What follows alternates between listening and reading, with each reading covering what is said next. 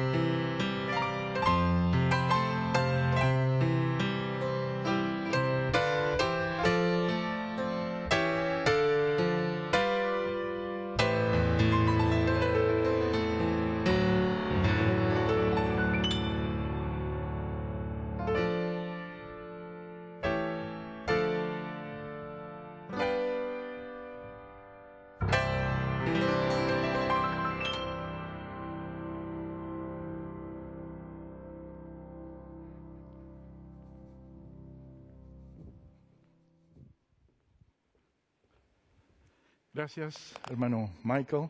Gracias por la música. Cuán grande eres, oh Señor, es el título en español del himno que acabamos de escuchar y que está en total armonía con la presentación del tópico que habremos de presentar en esta ocasión. Porque la reflexión central será sobre la persona de Dios y vamos a hablar de Dios en el Antiguo Testamento especialmente. Sin embargo, cuando pensamos en este punto y lo vemos en el panorama general contemporáneo, tenemos que entender que prácticamente todas las grandes religiones del mundo exaltan, adoran el nombre de Dios. Reconocemos a los musulmanes que reconocen el nombre de Dios, la comunidad judía que reconoce a Dios y también la comunidad cristiana que reconoce a Dios. El mismo Señor Jesucristo, en su oración sacerdotal, dijo: y esta es la vida eterna, que te conozcan a ti, el único Dios verdadero, y a Jesucristo, a quien has enviado. Vamos, habiendo dicho esto, a tener una oración y pedir la presencia de aquel de quien vamos a hablar en esta ocasión junto a nosotros, para que bendiga este programa donde quiera usted lo esté siguiendo y podamos hacerlo con la devoción, el espíritu, la armonía de corazón que el Señor desea de todos sus adoradores. Vamos a inclinar donde quiera que estemos nuestros rostros y elevar al trono de la gracia una palabra de oración.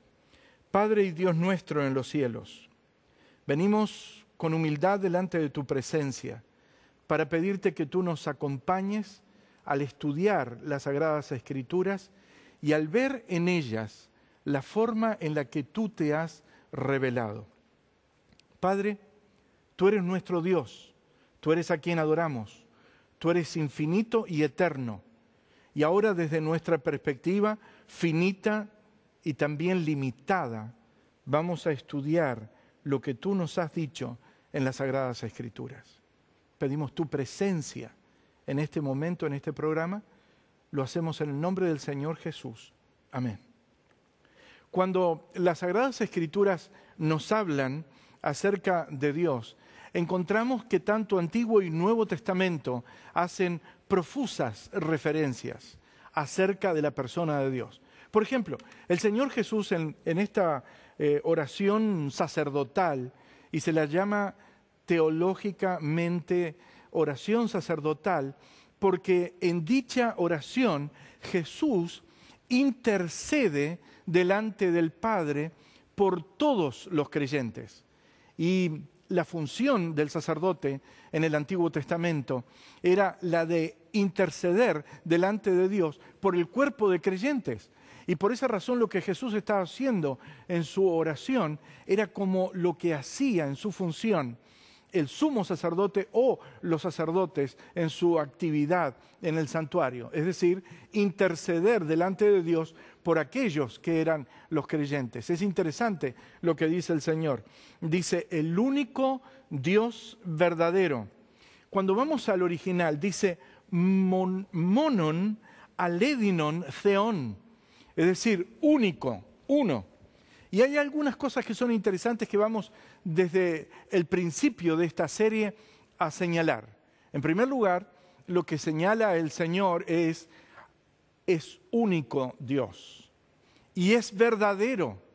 El Dios que el Señor Jesús estaba presentando delante de sus creyentes, seguidores y discípulos es uno y único. Y esos aspectos son los que vamos a ir analizando y viendo, y de hecho nos vamos a ir introduciendo en este aspecto diciendo varias cosas. A diferencia de muchas otras religiones en las Sagradas Escrituras, es decir, la Santa Biblia, nosotros encontramos que Dios se ha autorrevelado. Cuando hablamos de la autorrevelación de Dios, lo que queremos decir es que Dios se ha presentado a sí mismo. Cuando vamos, por ejemplo, al libro del Génesis, encontramos que hay un abanico de posibilidades de la autorrevelación de Dios. Entre ellas, se reveló en forma personal a los hombres, habló de una manera directa a algunos de ellos. Lo vemos en el huerto del Edén, lo vemos en la creación del hombre, lo vemos en una de las posiblemente más impactantes descripciones que encontramos en el Antiguo Testamento, cuando nosotros encontramos que la Biblia dice que el Señor caminó junto con Enoc. Y cuando lo ponemos en la inversa, en la cual lo pone el autor del libro del Génesis, Enoc caminó con Dios, la expresión que se utiliza es el vocablo halak en el original.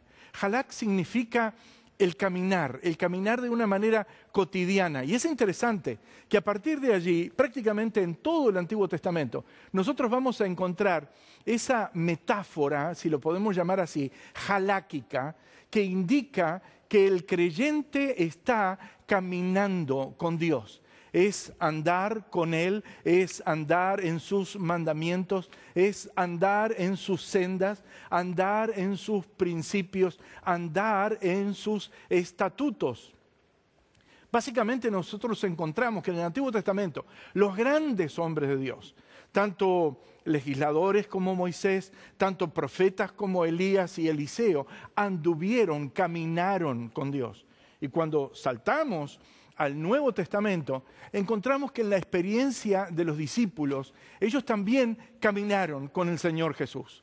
Es decir, ese concepto de andar con Dios es parte de una clara revelación que la Biblia intenta hacernos entender y comprender a cada uno de nosotros.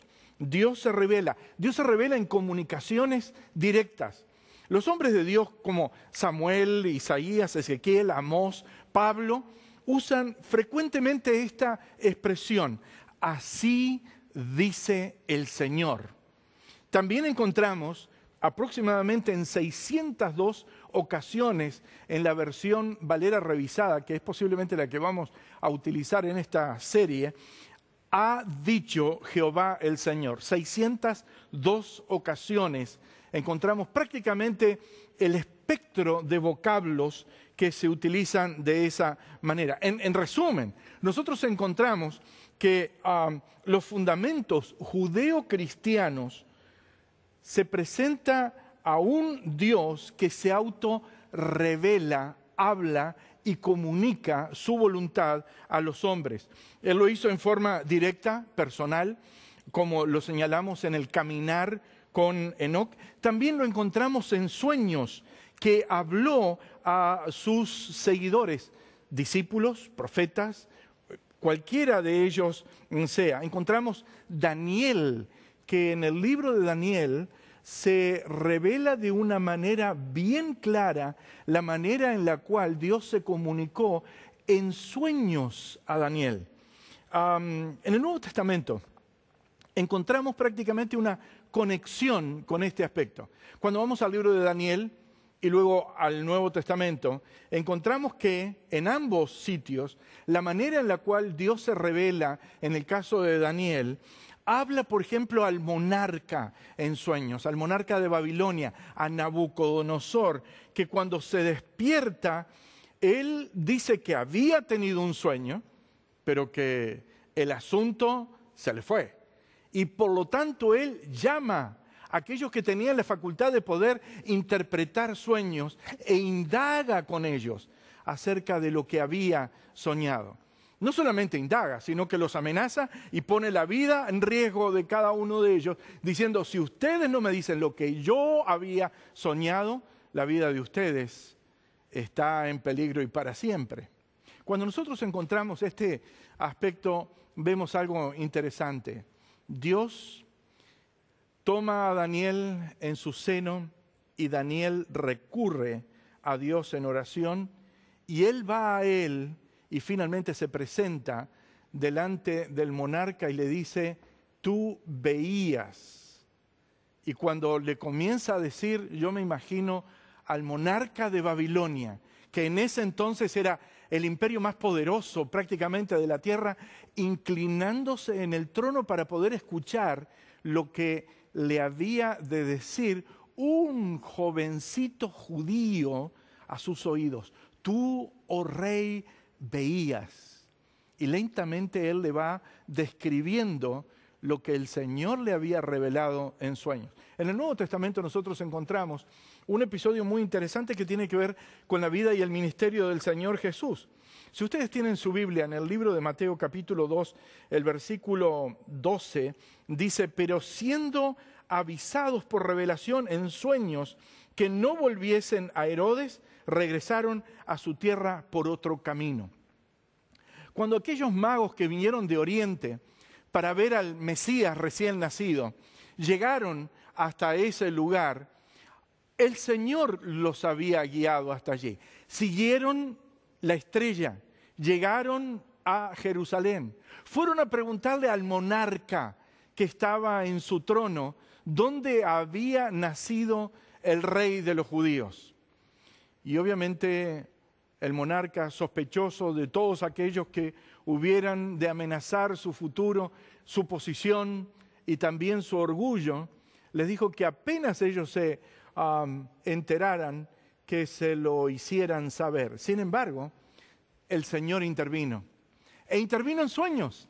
Y ahí es donde el texto dice: pero siendo avisados por revelación en sueños que no volviesen a Herodes, regresaron a su tierra por otro camino. Nuevamente, en varias ocasiones nos encontramos eso, y la Biblia tiene muchísimos otros ejemplos, pero el tema vasto que nosotros tenemos que presentar en esta ocasión posiblemente nos limitaría como para poder hacerlo. Pero ustedes pueden quizás revisar Mateo 2:13, Mateo 27:19 y básicamente muchos otros aspectos que nosotros encontramos que la Biblia indica que se revela el Señor por medio de sueños. Dios se revela en la naturaleza, y esto es contundente en la reflexión judía. Cuando ustedes abren el libro de los Salmos, por ejemplo, el Salmo 19, los Salmos de paso no tienen capítulos, son prácticamente una unidad temática continua, numerada del principio a fin, y cuando a veces hablamos por error y adjudicamos capítulos a los Salmos, estamos adjudicando algo que no tienen, porque son unidades totales en prácticamente cada uno de los himnos, que en realidad esos son los salmos del pueblo de Israel. El Salmo 19, versículo 1, dice: los cielos cuentan la gloria de Dios, y el firmamento anuncia la obra de sus manos. El salmista usa aquí una figura muy típica de la reflexión y de la retórica judía. En primer lugar, habla de los cielos. Y en segundo lugar, lo expande al firmamento. Y dice: los cielos cuentan la gloria de Dios, y luego habla de que el firmamento anuncia la obra de sus manos. Si nosotros vemos esto, es una estructura expansiva en la reflexión judía, y el segundo segmento de la reflexión prácticamente aumenta, dilata, expande la expresión que nosotros encontramos en el primer segmento de la misma. Dios se revela en la naturaleza. Ese es un reconocimiento bien claro aquí de David al reconocerlo en Salmos 19:1. Dios se revela en las Escrituras, y básicamente ese va a ser el punto de nuestra reflexión. Cuando vamos a la epístola de Pedro, segunda de Pedro, el capítulo 1, versículo 19, Pedro, hablando a la iglesia cristiana primitiva, le dice: tenemos también la palabra profética más segura, a la cual hacéis bien en estar atentos como una antorcha que alumbra en lugar oscuro, hasta que el día esclarezca y el lucero de la mañana salga en vuestros corazones. Entendiendo primero esto, que ninguna profecía de la Escritura es de interpretación privada, porque nunca la profecía fue traída por voluntad humana, siendo que los santos hombres de Dios hablaron siendo inspirados por el Espíritu Santo. Teniendo este aspecto en mente, nosotros ahora vamos a ir al tema de nuestra reflexión. Es decir, la persona del Señor en el Antiguo Testamento, y vamos a ver qué es lo que nos dicen definidamente las Escrituras en relación con la persona de Dios. Vamos a abrir nuestras Biblias, donde quiera que nosotros estemos, en el Shema. Y utilizo esta expresión porque Shema es el principal artículo de fe de la comunidad judía. Y la comunidad judía entiende que el Antiguo Testamento, lo que ellos conocen y llaman Escritura Sagrada, tiene la palabra de Dios. Déjenme corregir lo que dije brevemente mal. Cuando alguien dice contiene la palabra de Dios, debemos tener cuidado en eso. Por el hecho de que hay una corriente actualmente que está discutiendo si la Biblia es la palabra de Dios o si la Biblia contiene la palabra de Dios. Y vale la pena que usted esté alerta y atento sobre este punto. Déjeme acercarme a usted para decirle cuál es mi convicción. Mi convicción es que la Biblia es sola Escritura y creo que la Biblia es toda Escritura. No es la Biblia solamente la revelación de Dios, sino que la totalidad de la Biblia es la Escritura. Habiendo dicho esto, creo que estamos ahora en una sana sintonía y vamos a analizar y revisar el aspecto al cual estábamos haciendo referencia. Cuando nosotros vamos a Deuteronomio, el capítulo 6, el versículo 4, en lo que dijimos que es el Shema, el escucha, el oye, varias veces encontramos que esa expresión es utilizada tanto en el Antiguo Testamento como en el Nuevo Testamento. El Señor Jesús la usa habitualmente. El concepto que se dice allí, y si ustedes tienen su Biblia y ya han ubicado, es un texto muy interesante, porque nos dice lo siguiente: oye Israel, el Señor, nuestro Dios, el Señor es uno. El original hebreo dice Shema Israel, Adonai, Elohenu, Adonai Echad. Y la versión de la Septuaginta, es decir, la traducción del Antiguo Testamento a las escrituras griegas, dice Akue ho Israel, Jocurios, Joseos Emon, Jocurios eis estin, Akue. De paso, la palabra nos resulta familiar. De ahí viene el concepto acústico, lo que nosotros podemos escuchar. Es la traducción para Shema, para oye Israel. Es una invocación de atención. Está dirigido a todo el pueblo de Israel.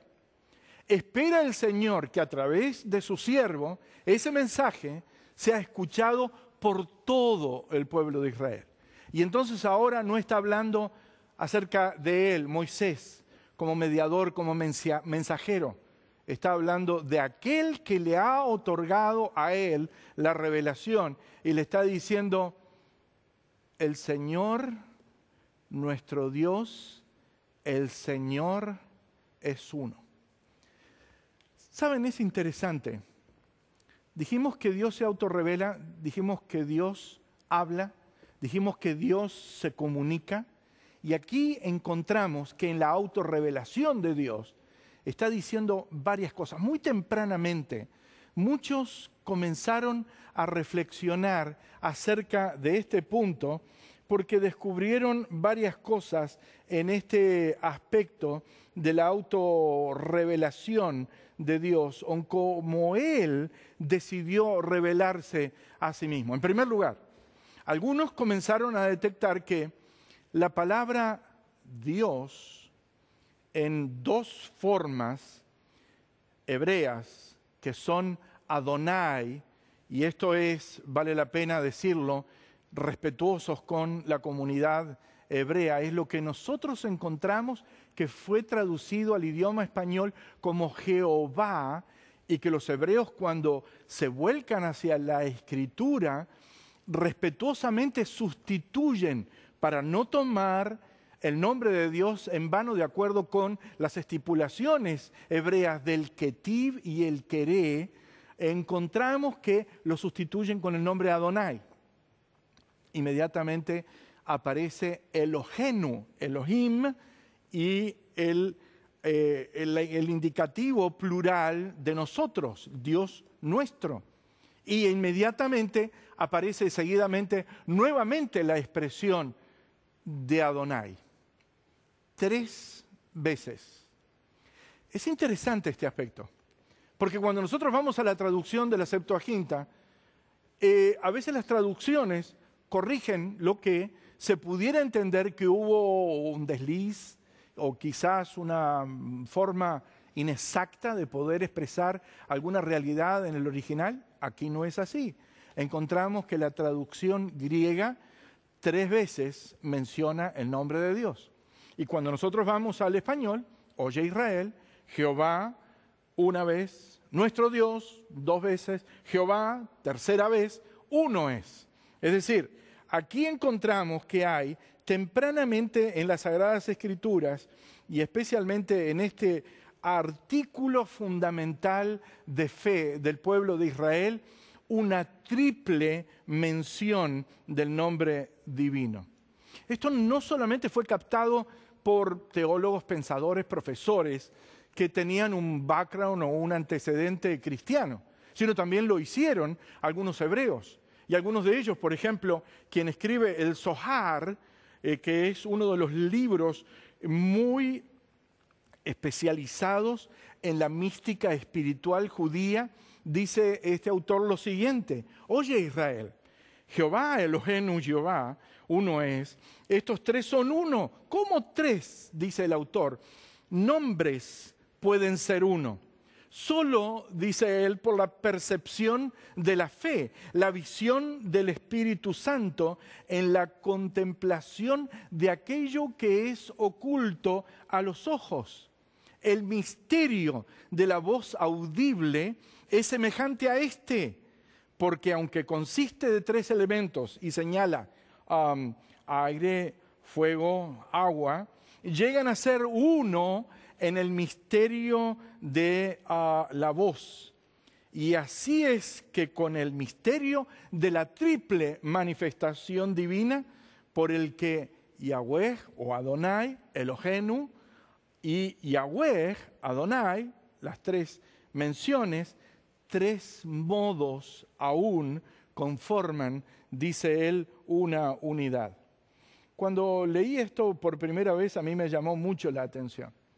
Me llamaron la atención 3 cosas. En primer lugar, el hecho de que en el artículo fundamental de fe en el Antiguo Testamento aparezca 3 veces el nombre de Dios. En segundo lugar, lo que me llamó la atención es el hecho de que Elohim siempre es plural en las Sagradas Escrituras.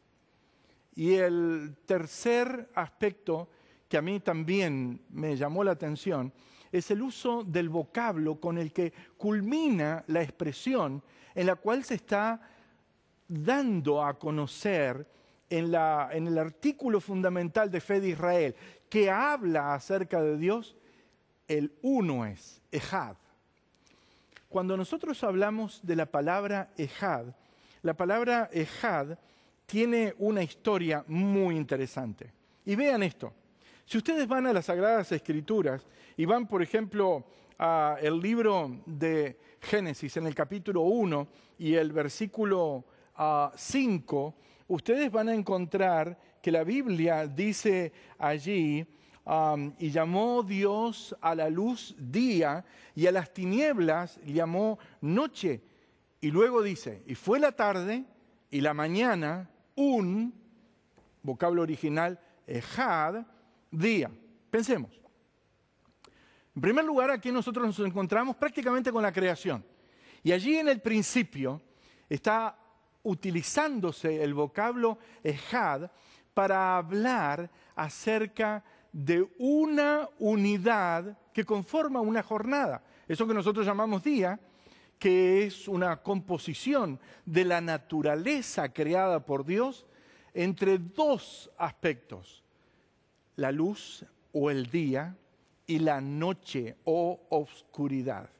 Y esa fusión de los 2 elementos que nosotros vemos en la manifestación diurna y nocturna se conforman en una unidad que en la Biblia se presenta como Ejad. Esto indica algo, que dos manifestaciones fusionadas en las Sagradas Escrituras conforman una unidad, Cuando nosotros volteamos la página de ese texto en las Sagradas Escrituras y llegamos al siguiente en Génesis capítulo 2, el versículo 24, vemos que allí es utilizado nuevamente el vocablo. Nuestra Biblia en español dice, por tanto, dejará el hombre a su padre y a su madre y se unirá a su mujer y serán una, vocablo original, ejad, sola carne. Vean qué interesante. Dos manifestaciones diferentes. Y déjenme invadir el concepto hebreo aquí. Opuestas y complementarias, como son el hombre y la mujer. Opuestas y complementarias encontramos que se transforman en una unidad. De la misma manera que el día y la noche conforman un día, el hombre y la mujer, unidos en el santo estado del matrimonio, conforman eso que la Biblia dice, una sola carne. Es una unidad. Cuando vamos al libro de Esdras, y posiblemente este sea uno de los ejemplos más extremos, si los podemos llamar así, del Antiguo Testamento, libro de Esdras, capítulo 2, versículo 64, encontramos que el vocablo ejad también es empleado allí. Y dice, toda la congregación unida, dice Esdras, como un solo hombre, ejad, eran de 42.360. 42.360 no es uno exclusivo, son muchísimos. Pero la unidad armónica de funcionar como un ejército está indicando que son uno solo. Y ese es el sentido que nosotros encontramos aquí en este aspecto. Volvemos ahora a lo que habíamos iniciado esta breve discusión. Ejad y Deuteronomio 6:4. ¿Por qué esa palabra aparece allí? A menos que nosotros podamos con nuestra lente tomar la evidencia bíblica, analizarla y descomponer esos elementos. Porque hay aquí en el uso de Ejad, en el uso del triple nombre y en el uso de Elohim, una evidencia de manifestaciones plurales del Dios al que adoramos. Vean ustedes lo que dice un experto, Ernst Klein, en relación con el vocablo Ejad. Dice él, Ejad puede entenderse en las Escrituras como ser uno, hacer o formar uno, unir o ser unido, juntar, combinar, llegar a unirse, unificar, y dice él, todo dependiendo del contexto en el cual el vocablo esté siendo utilizado. Por ende, cuando nosotros lo vemos aquí en nada más ni nada menos que el artículo fundamental del pueblo de Dios en el Antiguo Testamento, el pueblo de Israel, que está siendo utilizado al fin de ese texto, está indicando que el triple nombre divino, como lo señalaba Rabí Moses ben Maimón en el Zohar, es uno. Y ese aspecto nos hace repensar nuestro concepto. ¿Cómo adoramos a Dios? La realidad es que el Señor Jesús nos dijo es uno. Pero también vamos a encontrar que la Biblia nos dice insistentemente que no solamente es uno, sino que es único. Y el concepto de uno y único no necesariamente significan lo mismo, sino que son complementarios en la visión de la forma en la cual Dios se autorrevela a sí mismo en las Sagradas Escrituras. Vamos a ir al libro del Génesis ahora, y si usted tiene su Biblia, vamos a abrir la Biblia en el libro del Génesis en el capítulo 1, versículo 26 y vamos a extendernos también al versículo 27. Allí nosotros encontramos que Dios está en plena función de creación. Se crean en ese capítulo, es la descripción de la creación de los cielos y la tierra, es la descripción de los grandes lumbreras, es la descripción de los animales, es la descripción de la creación del hombre y la mujer, es la descripción de la creación del sábado. Pero nosotros vemos que en el versículo 26 la Biblia dice lo siguiente, y estoy leyendo, como lo mencioné al principio, versión Reina Valera 1960, dice así: entonces dijo Dios, : Cuando llegamos a ese punto, vemos algo. El autor de pronto hace una transición que a veces la notamos, a veces nos queda un signo de interrogación, pero la transición está hecha en el texto. Y a veces nos preguntamos a nosotros mismos como lectores de la Escritura: ¿será esto correcto? ¿Estoy leyendo bien? ¿Estoy analizando de una manera adecuada lo que se está presentando aquí en las Sagradas Escrituras en este punto? Y vemos que dice: hagamos al hombre a nuestra imagen, conforme a nuestra semejanza, y señoree en los peces del mar, en las aves de los cielos, en las bestias, en toda la tierra y en todo animal que se arrastra sobre la tierra. Y luego ahora, después del punto, y aparte, la oración continúa diciendo: y creó Dios al hombre a su imagen, a imagen de Dios lo creó, varón y hembra lo creó. Pensemos, usted tiene su Biblia, léala en su versión, hay muchas versiones, pero nos vamos a encontrar que de un modo u otro todas las versiones, cuando rinden en su traducción el sentido y la comunicación original de este texto, lo hacen de una manera armónica. Y no dudo que los traductores que tuvieron que lidiar con la versión original y el texto que aparece en el idioma hacia el cual estaban traduciendo este punto, tuvieron que en algún momento preguntarse: ¿cómo es esto? ¿Por qué? Déjenme decirles que a veces los editores, y en algún tiempo he trabajado en esa línea, buscan una correspondencia dentro de la comunicación escrita. Por ejemplo, usted está usando el singular sobre un punto, no puede saltar inmediatamente al plural, a menos que usted lo describa. Vea usted que usa el singular el autor y dice: entonces dijo Dios. Pero después de los dos puntos, el Dios al cual el autor está haciendo referencia habla. Porque lo que nosotros encontramos seguidamente es la comunicación directa de Dios. Y dice: hagamos al hombre. No solamente dice hagamos al hombre, dice hagamos al hombre a nuestra imagen, y luego reafirma el concepto: conforme a nuestra semejanza. Lo que inmediatamente nos llama la atención es que el autor luego continúa la idea y dice: y creó Dios al hombre a su imagen. Posiblemente quizás todavía no lo veamos, pero entonces ahora sí lo vamos a ver de esta manera.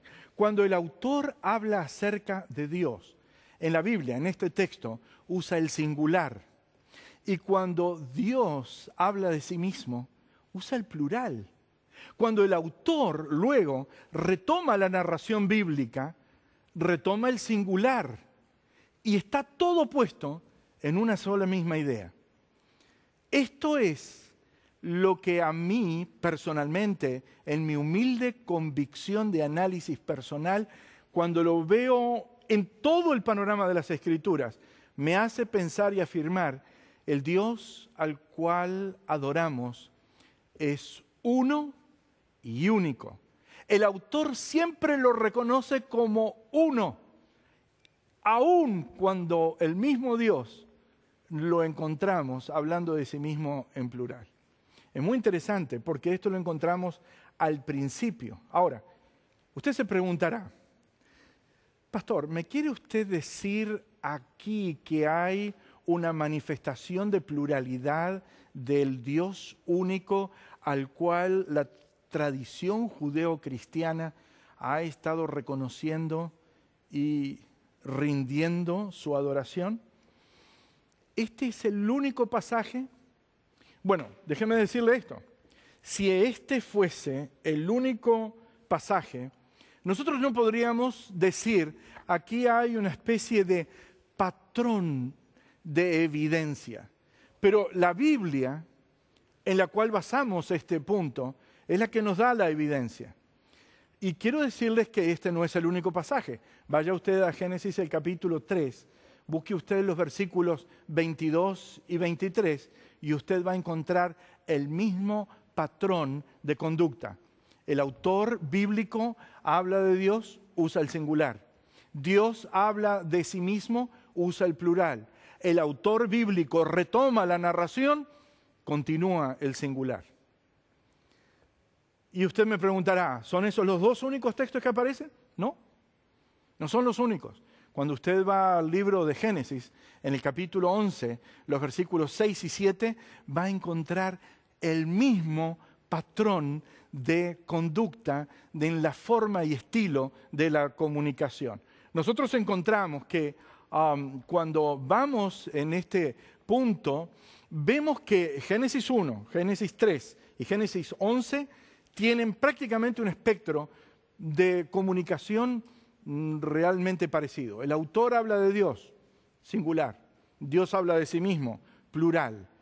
El autor retoma la narración, retoma definitivamente el singular. Usted ahora se preguntará lo siguiente, pastor, ¿hay otras manifestaciones plurales de Dios en el Antiguo Testamento? Yo le diría, sí, hay varias, y especialmente en el libro del Génesis, y lo vemos en varios textos en el Antiguo Testamento. Y esta es una observación, digamos, interesante y no excepcional. Por ejemplo, abra su Biblia en el libro del Génesis, en el capítulo 19, en el versículo 24. La Biblia dice allí, y está narrando el contexto, el momento en el cual el Señor visita Sodoma y Gomorra. Tremenda y difícil actividad para el Señor. De paso, la palabra Sodoma es la palabra que era el nombre de esa población. De allí viene un vocablo que nosotros tenemos en idioma español, que es la palabra sodomía. La palabra sodomía describe una relación ilícita desde el punto de vista bíblico, rechazada por el Señor en la totalidad de las Escrituras, y era una práctica aparentemente habitual en la ciudad de Sodoma, y ese fue posiblemente uno de los motivos por los cuales el Señor destruyó las llamadas ciudades, abro comillas, de la llanura, cierro las comillas, por su pecado de sodomía, homosexualidad o lesbianismo. De allí viene el punto. Sin embargo, cuando la ocasión de juicio, luego de la advertencia, luego de ese prorrateo de diálogo entre Abraham y el Señor, preguntándole a Abraham al Señor, Señor, y si hubiera tantos justos aquí en estas ciudades, ¿qué habrías de hacer? Si hubiera 10 o 8, 5, 4, 3, 2, y el Señor iba respondiendo, si hubiere esa cantidad no lo haré, si hubiere esta no lo haré, si hubiere esta no lo haré. Pero definitivamente cuando llega a un punto, el Señor que considera alto a Abraham, dice, finalmente el Dios de toda la tierra ha de hacer lo que es justo. Y allí encontramos que en el libro del Génesis, en el capítulo 19, el versículo 24, aparece otra de las manifestaciones de pluralidad de Dios en el Antiguo Testamento. Dice el texto, entonces Jehová hizo llover sobre Sodoma y sobre Gomorra azufre y fuego de parte de Jehová desde los cielos. Y cuando usted lo compara con el original, está igual. Lo compara con la versión griega, está igual. Es decir, da la impresión de que hay un Jehová en la tierra que reclama el juicio que lo envía otro Jehová, y es de fuego y azufre sobre ambas ciudades. Es interesante este texto. Ahora, cuando vamos al libro de los Salmos, y si ahora usted abre su Biblia en el centro, normalmente el libro que primariamente aparece es el libro de los Salmos. En Salmos 45, 6 y 7 aparece uno de los textos que ha llamado la atención a la convicción cristiana en la pluralidad y en la triunidad de Dios en las Sagradas Escrituras. Vean ustedes lo que dice Salmos 45, 6 y 7. Dice el texto, tu trono, oh Dios, usa Elohim, el original, es eterno y para siempre. Cetro de justicia es el cetro de tu reino. Has amado la justicia, has aborrecido la maldad, por tanto te ungió Dios, Elohim, el Dios tuyo, con óleo de alegría más que a tus compañeros. Vean ustedes lo que dice aquí. En primer lugar dice, tu trono, oh Dios. Y luego señala, por tanto te ungió Dios, Elohim, el Dios tuyo. Dios siendo ungido por Dios.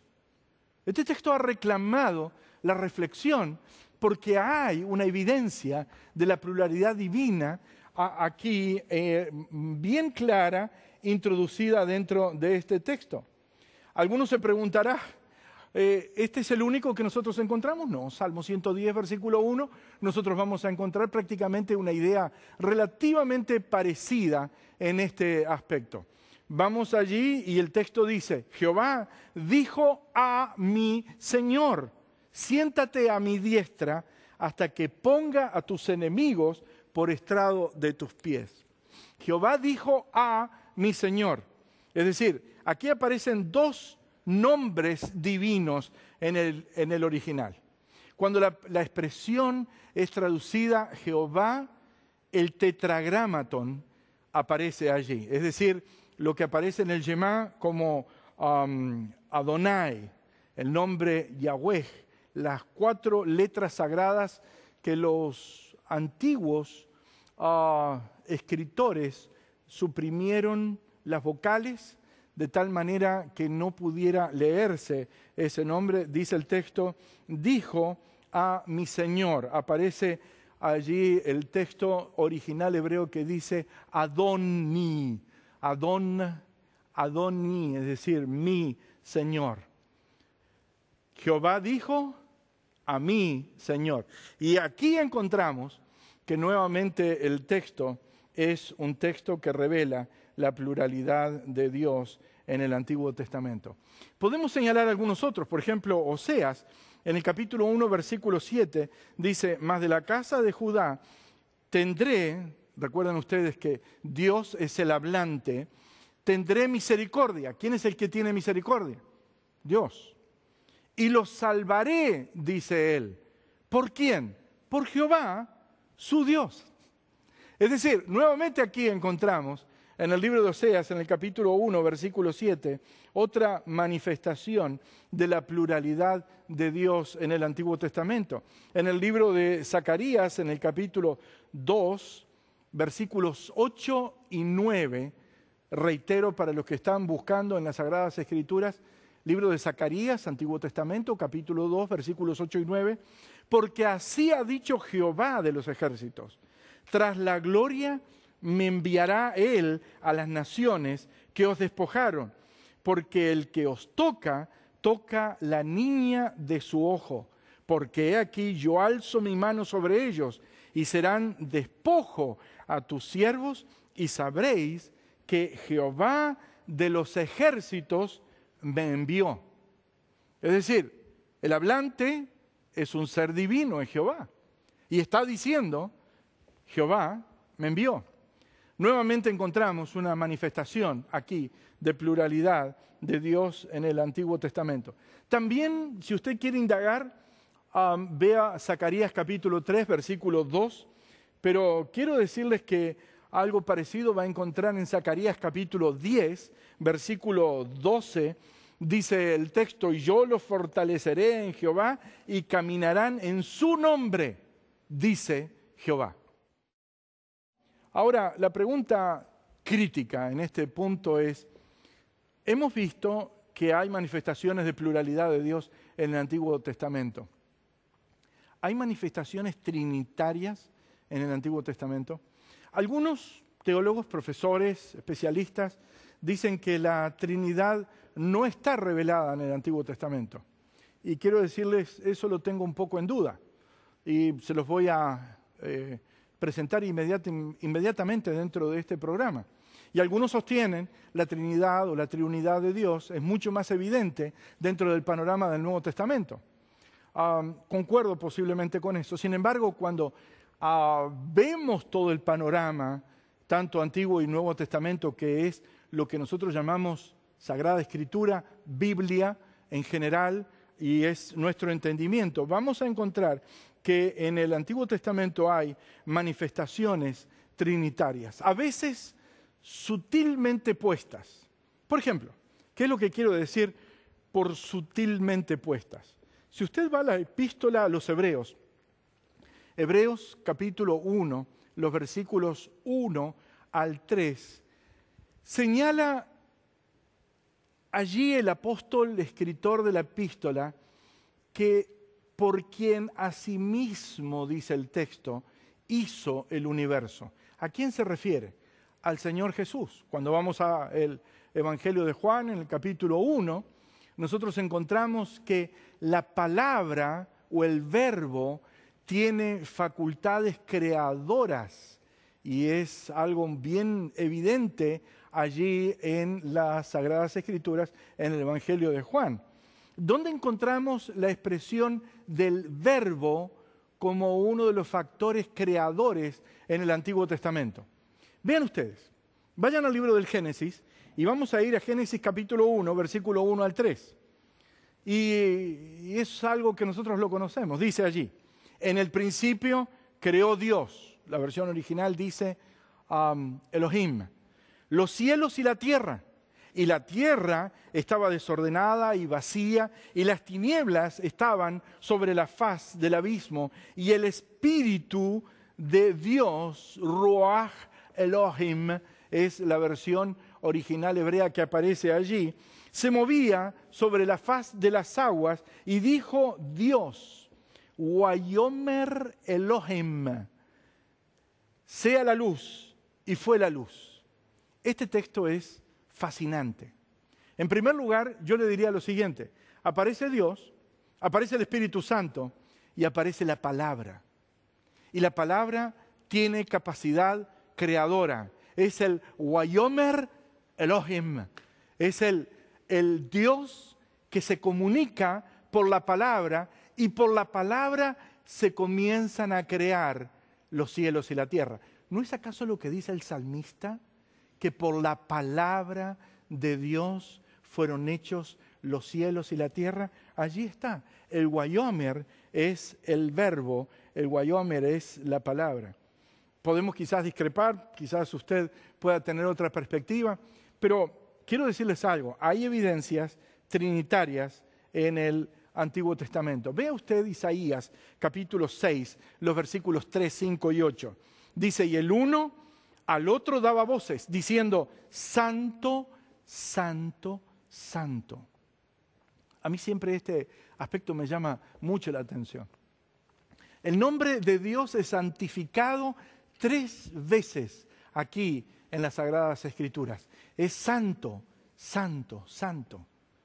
¿No será que cuando nosotros lo ponemos esto en el marco del Shema, oye Israel, Jehová, que es santo, Elohenu, que es santo, Jehová, que es santo, será el sentido que encontramos acá? Dice el texto, Jehová de los ejércitos, toda la tierra está llena de tu gloria. Y entonces dije, ay de mí, que soy muerto, porque siendo hombre inmundo de labios y habitando en medio del pueblo que tiene labios inmundos, he visto al Rey, Jehová de los ejércitos. Después, dice el texto, oí la voz del Señor. Estoy leyendo ahora los versículos 5 y voy al versículo 8. Y dice allí, después oí la voz del Señor que decía, ¿a quién enviaré? ¿Y quién irá? Y vean ustedes lo que dice el texto. Por nosotros. Y usted lo va a ver en el original hebreo, es plural, nosotros. Y entonces respondí, yo, Isaías, es el hablante ahora, dice, heme aquí, envíame a mí. Este texto, nuevamente en el libro de Isaías, nos está hablando acerca de pluralidad de Dios. Pero usted se preguntará, pastor, ¿hay Trinidad? ¿Hay triunidad de Dios en el Antiguo Testamento? ¿Hay manifestación triple de la persona de Dios en el Antiguo Testamento? Abra sus Biblias, por favor, en Isaías capítulo 48, versículos 12 y 16. El texto dice lo siguiente: Óyeme, Jacob, y tú, Israel, a quien llamé, yo mismo, yo el primero y yo también el postrero, es decir, el primero y el último, de la misma manera en que esa resonancia especial que encontramos aquí replica en el libro de Apocalipsis, el principio y el fin, el primero y el último, yo mismo el primero y yo también el postrero. El hablante no deja dudar al lector porque dice, mi mano fundó también la tierra, mi mano derecha midió los cielos. ¿Quién es el que está hablando? Es el Creador. Y dice, con el palmo, al llamarlo yo, comparecieron juntamente. Juntaos, todos vosotros, y oíd. ¿Quién hay entre ellos que anuncie estas cosas? Aquel a quien Jehová amó, ejecutará su voluntad en Babilonia, y su brazo estará sobre los caldeos. Yo hablé, le llamé, le traje, por tanto será prosperado su camino. Acercaos a mí. Oíd esto, desde el principio no hablé en secreto desde que esto se hizo. Allí estaba yo. Y ahora me envió Jehová el Señor y su Espíritu. Allí estaba yo y ahora me envió Jehová el Señor y su Espíritu. La manifestación de pluralidad de Dios en el Antiguo Testamento es clara. Como creyentes no tenemos duda, nuestro Dios es uno y es único. Él es el único Dios verdadero a quien hace referencia esa expresión de la oración sacerdotal del Señor Jesucristo.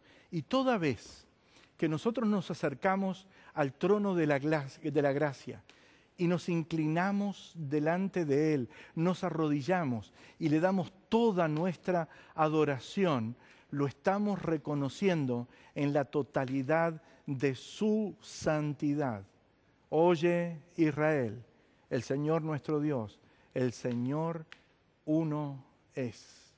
Que Dios nos bendiga en esta ocasión y nos dé la confianza y la certeza de la fe.